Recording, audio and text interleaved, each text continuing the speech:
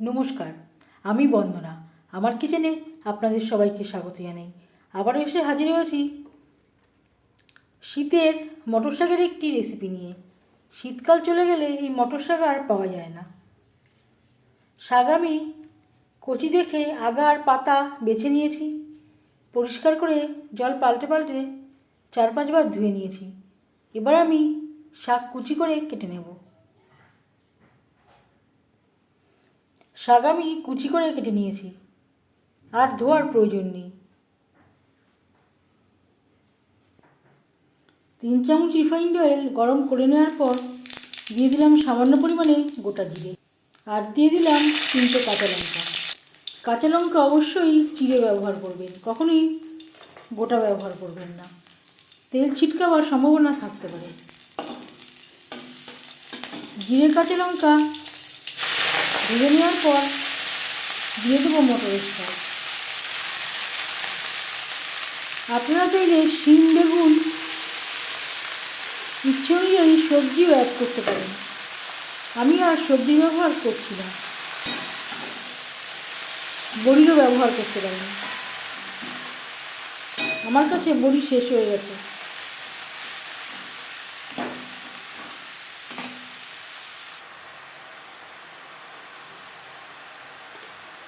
স্বাদ মতো লবণ, সামান্য পরিমাণে হলুদের গুঁড়ো।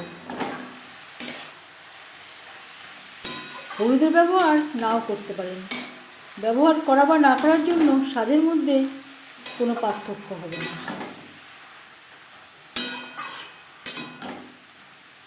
হাই টু মিডিয়াম ফ্লেমে 3-4 মিনিট নাড়াচাড়া করে নেব।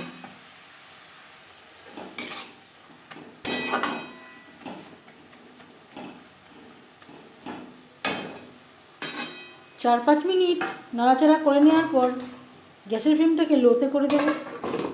আরও 3-4 মিনিটের জন্য ঢেকে দেব। মটরশুঁটি ভেজে নেব। যেহেতু আমি বড়ির ব্যবহারও করছি না, লবণ হলুদ দিয়ে মটরশুঁটি ভেজে নেব।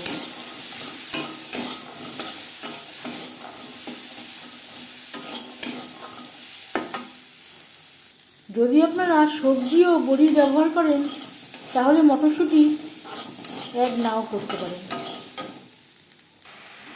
মটরের শাক সেদ্ধ বা ভাজা হয়ে গেছে। গ্যাসের ফ্লেমটাকে হাই টু মিডিয়ামে করে দিয়ে আরও 2-3 মিনিট নাড়াচাড়া করে নেব। পুরোপুরি ড্রাই করে নেব, আর দিয়ে দেব মটরশুঁটি।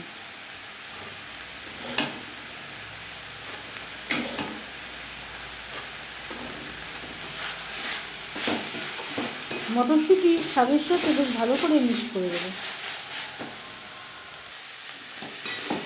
3-4 মিনিট হাই টু মিডিয়াম ফ্লেমে নাড়াচাড়া করে নেওয়ার পর গ্যাসের ফ্লেমটাকে বন্ধ করে দেবো। যেহেতু শাক ভাজা স্ট্যান্ডিং টাইমে রাখার আর প্রয়োজন নেই, তাহলে শাক থেকে জল বেরিয়ে যাওয়ার সম্ভাবনা থাকতে পারে। মটরের শাকের রেসিপিটি কেমন লাগলো অবশ্যই জানাবেন কমেন্টের মাধ্যমে। যদি এই রেসিপিটি ভালো লেগে থাকে লাইক করবেন, শেয়ার করবেন, সাবস্ক্রাইব করবেন আমার চ্যানেলটিকে। বেল আইকনটা প্রেস করে দেবেন। যখন আমি নতুন ভিডিও আপলোড করব তার নোটিফিকেশান সবার আগে আপনার কাছে পৌঁছে যাবে।